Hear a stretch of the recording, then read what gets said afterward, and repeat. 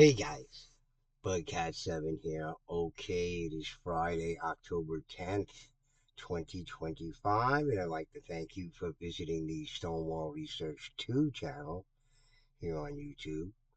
I really do appreciate it.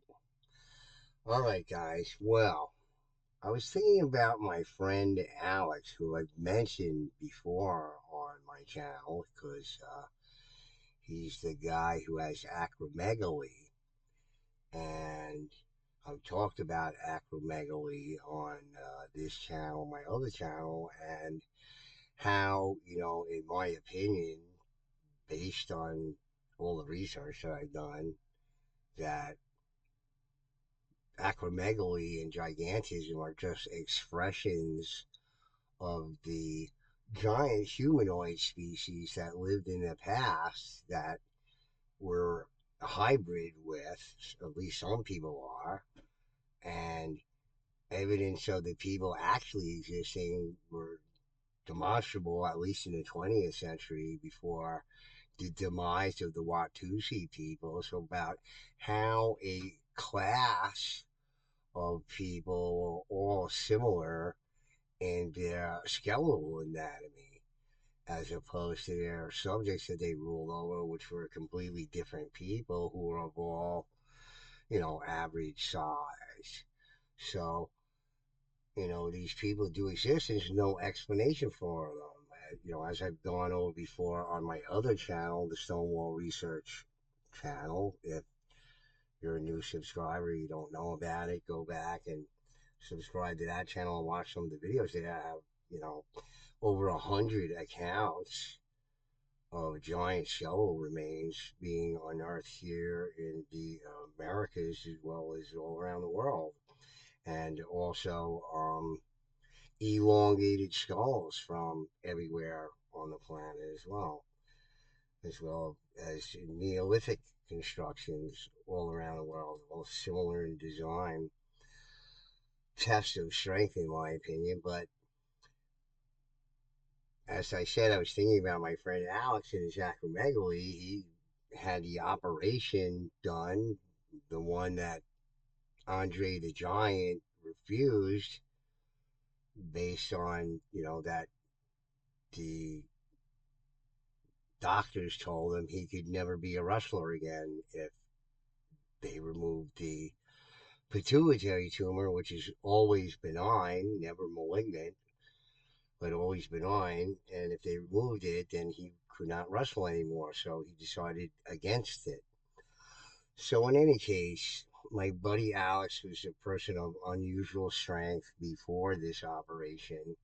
He was one of probably not many people on this planet who could curl a 200-pound dumbbell. Now, I know two of them in my lifetime. One, Jimmy the Iron Bull Paletia, who did not have acromegaly, but in my opinion was some sort of hybrid Dana type person, okay, with a warped cranium and all. He just had a cranium more like Shaquille O'Neal, that fit his body, unlike other bodybuilders who sort of, their head doesn't fit their body, like how I was getting when I was a bodybuilder, when a family member actually turned around to me and said, maybe you should stop now because you're going to look ridiculous.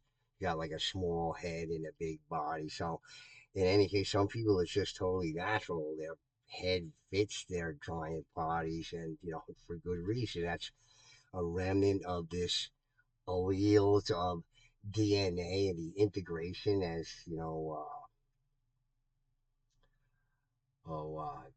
Collins there of megalithomania wrote some books about it, at a time when I was talking about it, like, 5 years ago, about how these hybrid giant with, normal people, and that's how they integrated, with remnants of these people all around, with these myths of giants we've gone over, et cetera, et cetera. So, anyway, so my buddy Alex had the pituitary, and one of the concerns, a legitimate concern of the medical community, is that the people with acromegaly some of their organs will grow out of control because the pituitary gland controls all sorts of growth, as well as many other things as well. There's like two sides of it. It controls certain glands and all this kind of stuff. So the fear is that a certain organ will enlarge, whatever organ. It might be heart, liver, whatever it might be. So that's a fear for them. And it would probably legitimate fear. It's not that these things are false. It's just that where they come from, it's not quite understood. It's just these are just some sort of mutations that sometimes happen to people or whatever it is. But still there are many sports figures who had acromegaly who were fit for sports. They weren't didn't have any conditions that prevented them from participating in sports until usually they wore out quickly because if you think about it, it's giant humanoids that may have lived in the past that might have been even much larger. Well, that sort of fits because there were all these animal species. You have counterparts today who had giant relatives that lived in the past. At the end of the Pleistocene, the beginning of the Holocene, they were around. All sorts of animals that we know who had giant sized counterparts in the past. So, why not human beings? But, they're dug up all over the place, many of the accounts from them. But one of the reasons why the medical community can't take this sort of seriously is because this lunatic here, that anybody who's an anthropologist or archaeologist should consider, or anybody in the medical community into, the sort of, and that anatomical history of human beings through the ages. He claimed that there weren't any giants. He denied it. Although the Bureau of Ethnology annual reports, I showed you them right here on this channel, said otherwise. But, the guy was a known eugenicist. He's been, discredited and humiliated at this point. His theories are no longer have as much relevance as they did in the past, or if not just completely false. All right. And this is a known eugenicist who's doing evaluations of native artifacts. How could that be considered seriously? Just everything that was evaluated during the time of Alistair just got to be reevaluated again. A known eugenicist is going to be an honest um, assessor of native artifacts, that when he thought that native peoples, Asian peoples were subhuman as compared to their European counterparts. So everything from those time periods is tainted with his. He was the head. He ran everything. He's one of the fathers of anthropology. So he said that there was no giants. Well, you know, at this point, you could just throw that away. Of course, there's many, many reports from the Bureau of Ethnology and many other institutions, as um, Jason Jarrell and Sarah Farmer have investigated. Many, many reports of giant skeletal remains, even from around the world. Other universities evaluated these things, and Herdlish just sort of dismissed all of them. Didn't care.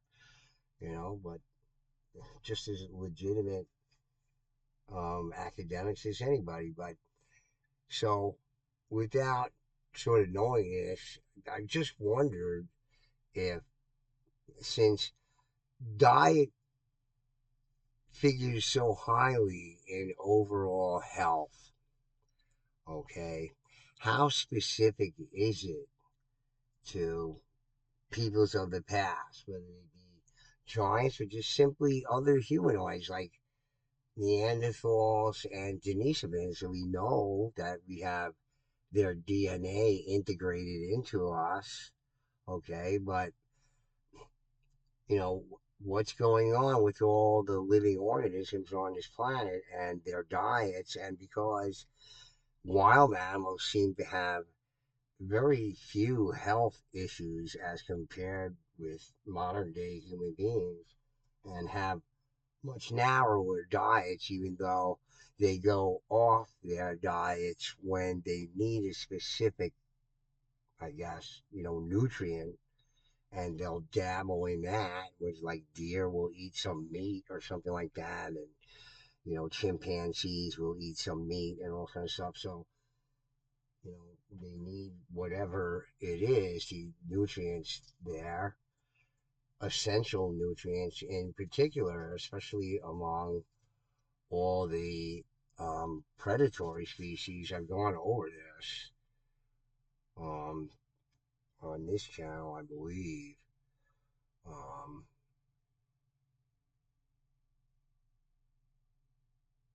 I had just earlier, they just giving me updates when I don't want them and all kind of stuff. It's horrible. It's a sort of This is intuitive eating. yeah, just so I, in one of the videos I'm talking about how okay, so here in this video you can see from this article I got from Science ABC. So this is current science. Okay, it says here, I have it right here for you.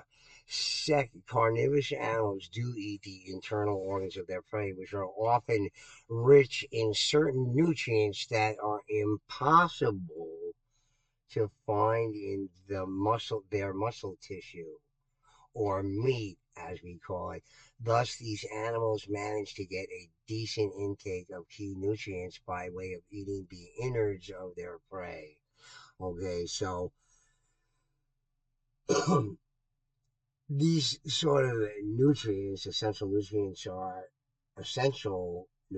are specific to these prey animals, and they're getting the majority of them through the internal organs of their prey.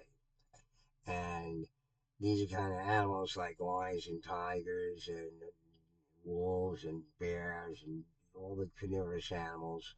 Okay, they're getting their key nutrients, essential nutrients, from the internal organs of their prey, often leaving the meat, which does have some essential nutrients, just not as much.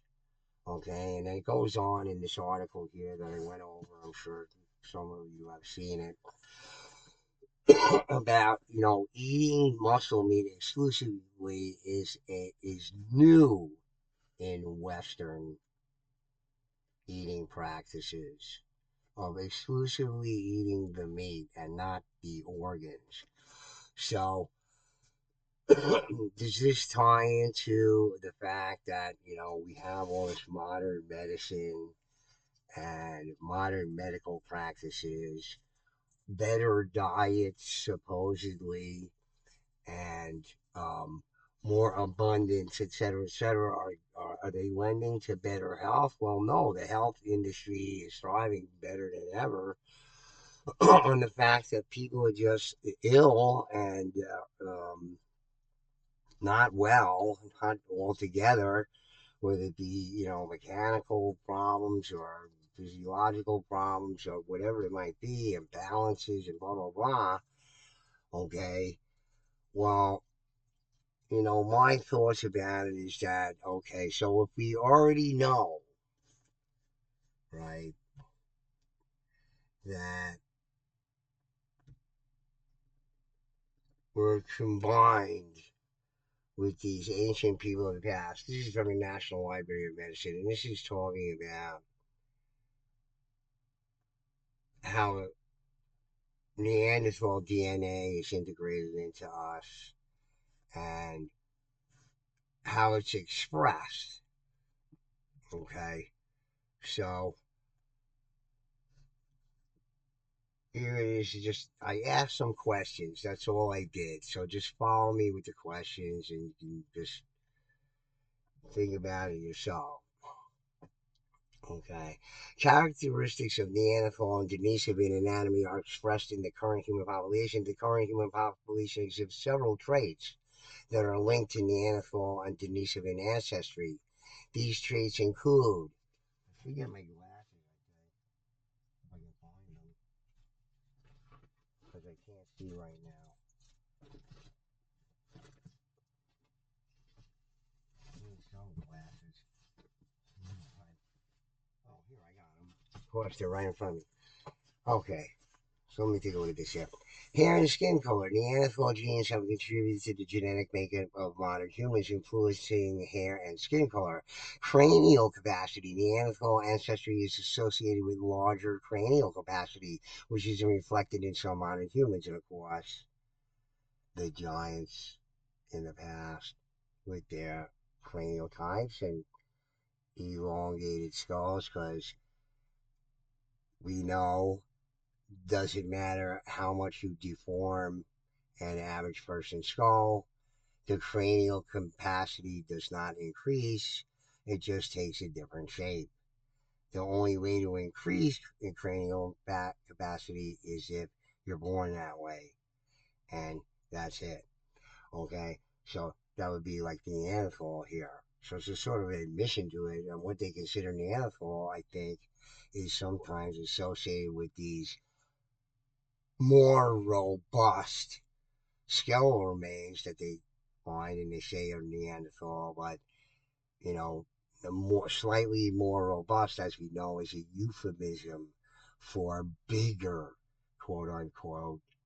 Okay, so anyway, fertility presence of the this is interesting. The presence of Neanderthal genes in the X chromosome has been linked to reduced fertility, which is a factor in the overall genetic diversity of modern humans. So reduced fertility. Okay, so here we see some sort of complication with the hybridization of Neanderthals and what we would consider human beings, which in themselves is some sort of, us ourselves, we're some sort of subspecies because we're composite, all right, from other whatever it is. If it goes back, like they say, all these vestigial organs, which I disagree with this notion that they say, they come from, our, tailbone and, you know, um, certain internal organs, Isle of Langerhans, and, our appendix and everything are left over from when we were some kind of, squirrel or something like that. Well, I don't really agree with that. I kind of think that we got some of these things from, you know, crossbreeding with some of these other humanoids. All right, just because they have Neanderthal and Denisovan, well, aren't there possibly other humanoid species that they just haven't found yet? Well, I think um, there is something like that. I had it here somewhere, I believe. Okay, yes, here we go. Here's an article about these Chinese skulls found. New big-headed archaic humans discovered. Who is Homo juliensis? Okay, so here we go. Here's another type of humanoid found from the past with a big head. Okay, all right. So how many other humanoids of the past are they gonna find? Okay, that somehow they're gonna just write off as being nothing, but they're not. You see, they're taking this stuff more seriously, and the more they look, the more they find. Okay, and the guys who are the top researchers in the Neanderthal and Denisovan research say that we're some sort of composite of God only knows how many humanoid species in the past, and that's the only way we could have endomorph, mesomorph, and ectomorph type skeletal anatomy, unlike other animal species.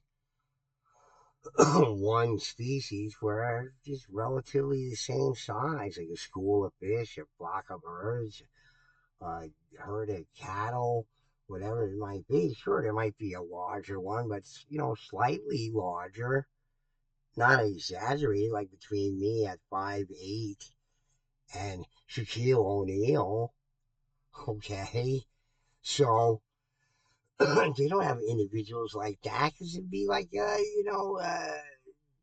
cow the size of an elephant or a rhinoceros or something like that. It's impossible. It just doesn't happen. Okay, yeah, they get mighty, mighty big ones, or whatever, big fat old ones, but these domestic ones or whatever, but in the wild animals, wild cattle and everything, it doesn't happen. They're all relatively the same size. We're the only animal species on Earth. There's supposed to be one species that has all these variants.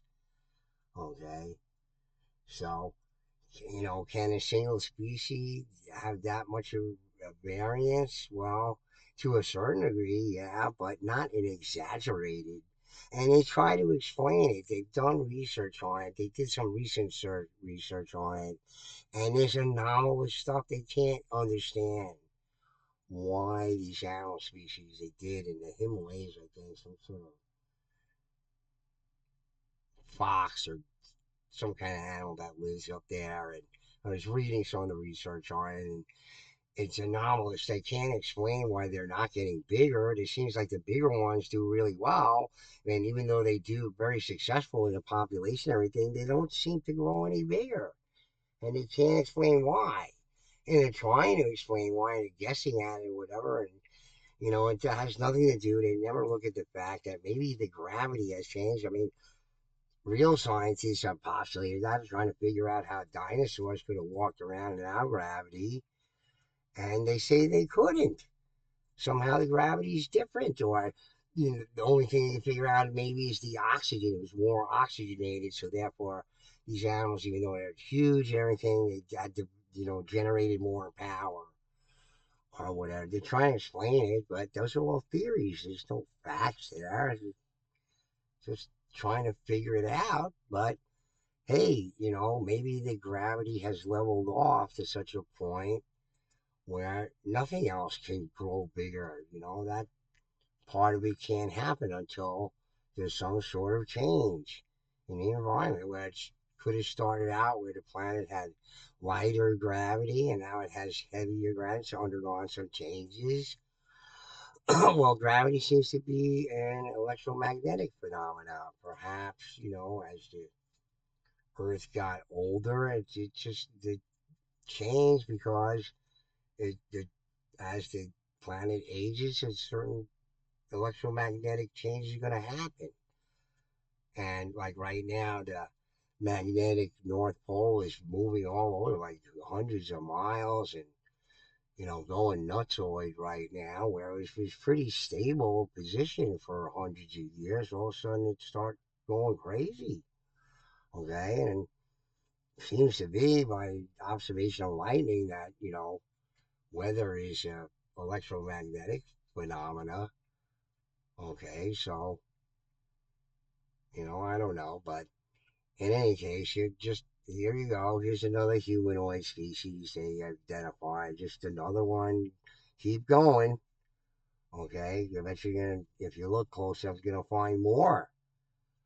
Okay, and how did they integrate with our species? And when I read the reports in Europe there from the Bell Beaker people, them digging these people up with not bear claw necklaces and wolf's teeth and eagle feathers and stuff like that, but salmon bone necklaces. I just hey, go to any sushi restaurant and ask what's the top, favorite liked fish that people like to eat from a sushi roll. I bet you tuna and salmon are going to be at the top of that, because salmon's the native people, especially here in the Americas, have been, doing for centuries and millennia. especially on the West Coast there with smoked salmon and all kind of stuff. That's good stuff. But so let's say, the people did have, specific diets. So I just asked a bunch of questions, and this is what came back. All right. So I asked, are living organisms designed for a specific diet? Okay, so it says here, yes, living organisms are designed for a specific diet. This design is based on evolutionary adaptations that allow organisms to thrive in their natural environments. For example, humans have evolved to be frugivores, meaning they are adapted to eat a diet primarily consisted of fruits. This adaptation is due to our ancestors' evolutionary history in tropical forests where fruits were abundant. Evolutionary diets are based on the foods that were available to our ancestors and are essential for our survival. For instance, our ancestors needed to consume foods rich in vitamin C and dietary fiber, which are not found in modern diets. They're similar to the Sitica, the tool eaters, not the man eaters, not the baby eaters, but the eaters, the tool rafts that they build to escape the harassment of the peaceful Paiutes. That's the story that they give. Who's the real bad guy here? They were the Sitka were tool eaters, and they were escaping on the harassment of the Paiutes on their tool rafts. Okay, so who's the bad guy here? I'm trying to figure it out. But the moniker of cannibal was given to anybody. It wasn't only the giants. It was any tribe the Paiutes were against, or the Pueblos were against, or the Iroquois were against, or whoever. It was just a demonization of enemies. It applied to anybody. The fact that they did it to the giants is just, you know, pronounced heavily with all these kind of presentations they give about the Giants because they want to follow that narrative. And they forget about all the stories about the good Giants, and there's many of them I've read on my channels too, about the myths and legends of good Giants too, but those are chiefly ignored. So they can further this, narrative about they always show them as like monsters. Meanwhile, the Adena were, giant-sized people there, and extremely, adept in creating these earthworks with just incredibly precise for giant, perfect circles, and things like 36 acres, around, and how did he do it?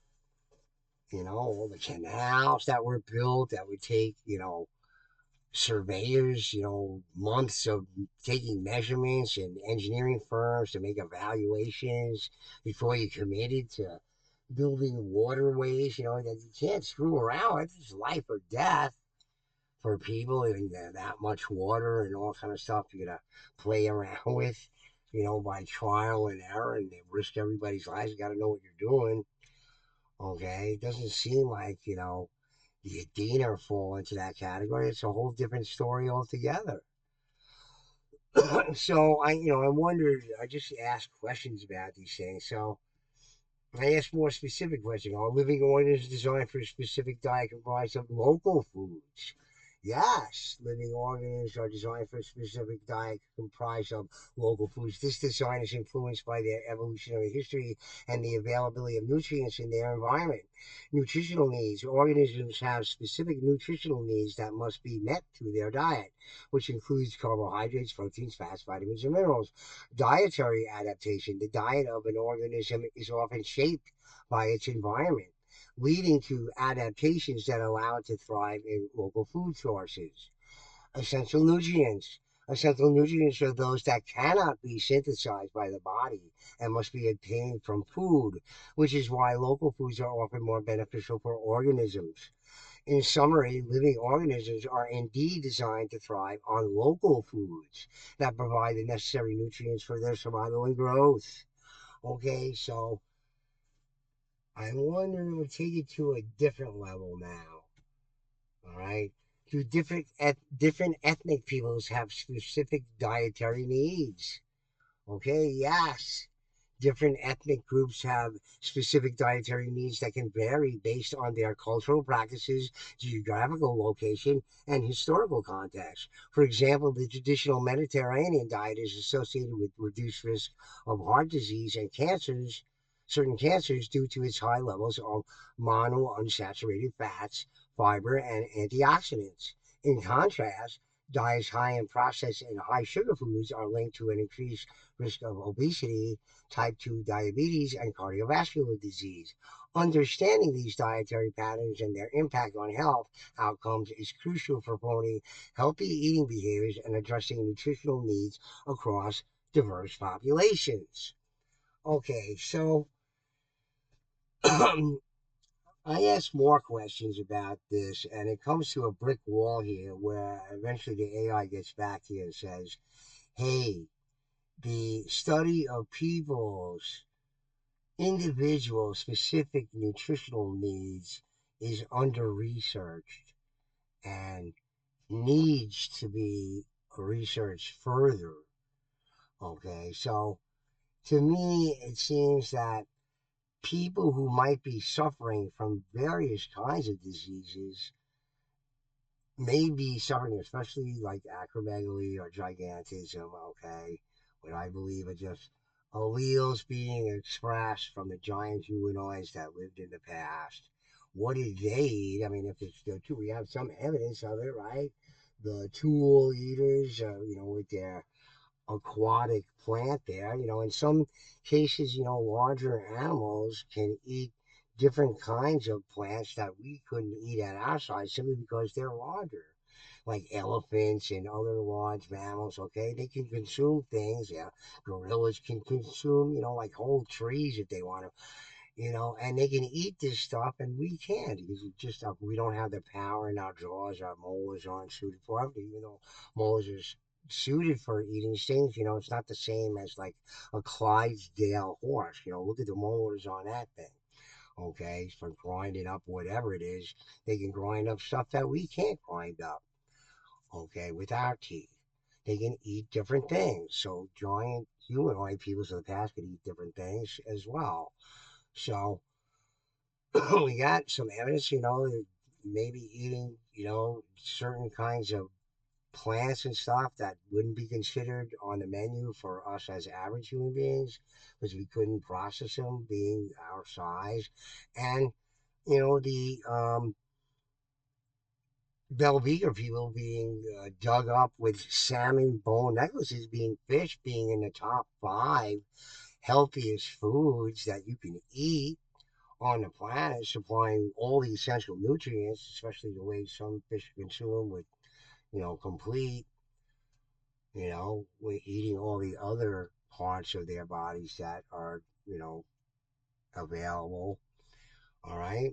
And I'm going over again with the, eating of the essential nutrients to the organs of the animals, which we don't do anymore because our trend in the West not to do that. We watch some Rob Zombie horror films or whatever it is, and we're not going to touch any of those icky, ooey things, whatever that we don't scare us in these scary movies and stuff, and we're not going to eat those icky things, and those icky things are essential to our health, whatever they might be, whether it be plant or meat or whatever it is.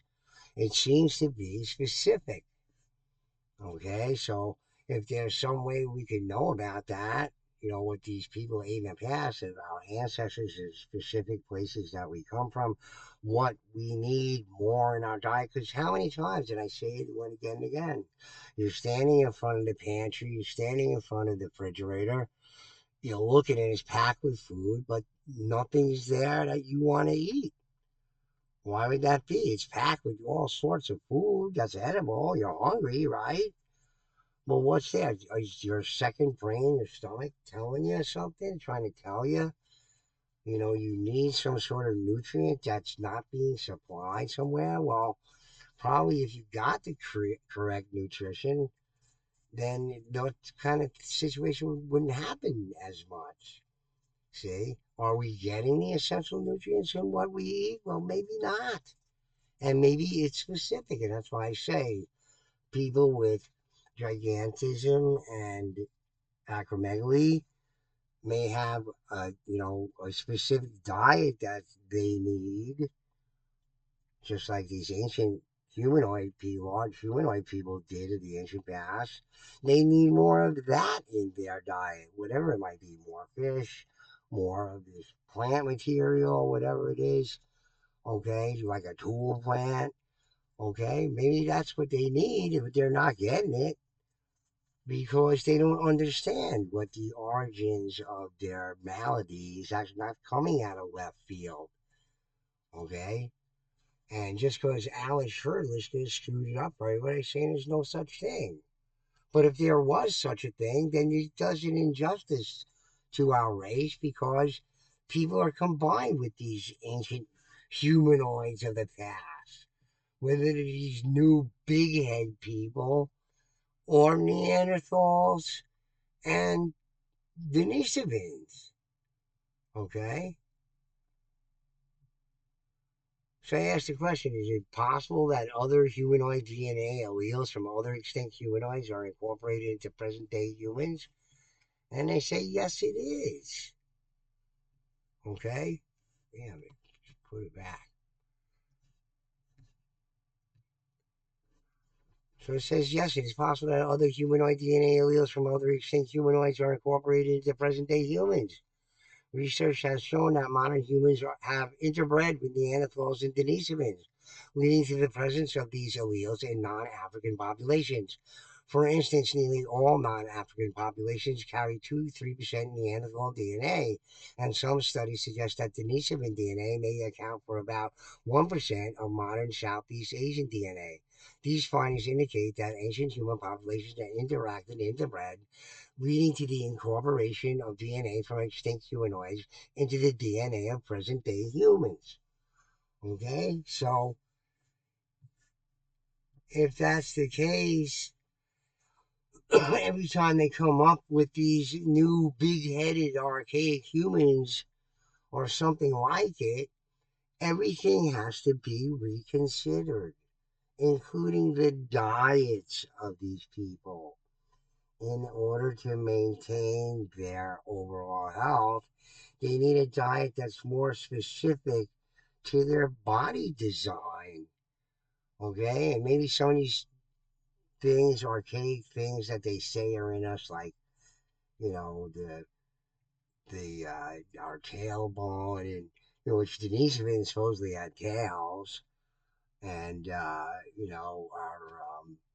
other organs in our body that don't seem to be doing anything. Like, they didn't come from some squirrel or mouse from the past. They came from the other humanoids, and they just not completely formed in our bodies.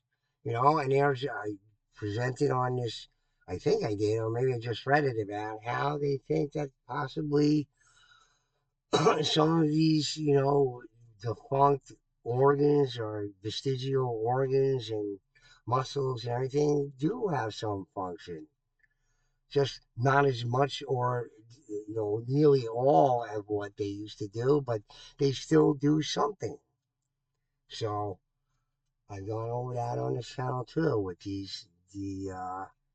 last one I did about how these on acromegaly, where these vestigial organs are in there close to the organ that the in the pituitary gland, that the quote unquote tumor that's not malignant, benign, but just exerts enough pressure to create too much growth hormone. Or it's in the article I read to you, it said that it's creating the growth hormone, not that it's doing it to the other organs, or the other glands, is that it's producing the growth hormone itself. It says it causes it, but I read in the article about how it was saying directly, it was coming directly from the supposed tumor. So the wording is minced, to sort of mix people up, I think, because they can't answer these questions. They don't have the answers because they're misinformed to begin with. Their premise that they're starting with is incorrect because they keep on finding, like this article represents, all these humanoid, archaic humanoid species that you're going to find or have been integrated, just like the DNA scientists say. So, what I contended from and what I started this video with is people maybe with acromegaly or gigantism could mitigate the symptoms of their real, problems by having the correct diet associated with these larger humanoids from the past. But if they never admit that they ever existed, well, they can't take it from that angle now, can they? Or try to figure that out by perhaps looking at the whatever the diets were, if they can determine that, of people like the Adena or the Belbeaker people, or even the people in modern day, whether it be the chiefs of the Fiji Islands, who are extra large sized people who supposedly have acromegaly but are just king size, 7 foot tall and 450 pounds of muscle. And the Watusi people, before somehow they got rid of those, so we can never discover about that. Let's probably think about how corrupt this society and world is. Don't think anything gets past the ruling classes and their apparatchiks. Okay, like Alice Herdliska, for example. All right. So anyway, guys, I just thought you might think about that. If the dietary needs of animals who have very little health problems are narrow, but somewhat, when they get what they need when it's called for, because something is telling them and compelling them to eat what it is that they need. Well, the same is probably true for us, whatever ethnicities we're combined with, which all is a bad idea. And the sort of Bible goes back to that. We shouldn't be crossbreeding with the giants and all that kind of stuff like that. It's all true. They found that out, I'm sure, very quickly when something like that happened. And what came out didn't exactly have correct, you know, health issues. So something came out and it had a lot of problems, and they realized that early, and they put a ban. They wanted to ban that. They wanted to stop that from happening. Hard to do with teenagers with their hormones running around, right? So that's the problem. But anyway, guys, maybe these people with problems and other people with, we know other people with health problems, they're experimenting with all sorts of diets that might help them, using food as medicine, or at least, for optimal health. Which is something that the AI, when I got to the bottom of it and they couldn't go on it because it didn't have anything on it, was that this is something that's under researched and should be researched more, on a sort of specific diet as represented with different human expressions. All right. And it said it had to be researched more. That's all. Anyway, guys, think about it. Think about what I said and the possibilities and what it is that they know, what they don't know, what's been hidden. Like C.W. Saran said, that archaeology in the Americas was being suppressed by people like Alice Herdliska, and we should consider that now and reevaluate everything that came from the past during the rule of these people with very narrow-minded view of the native persons and indigenous people from around the world. Anyway, guys, think about it. And Bugcat7 signing off. Peace. Let's see if I can end this video correctly. I'm not sure if I can. Just this program doesn't seem to work correctly.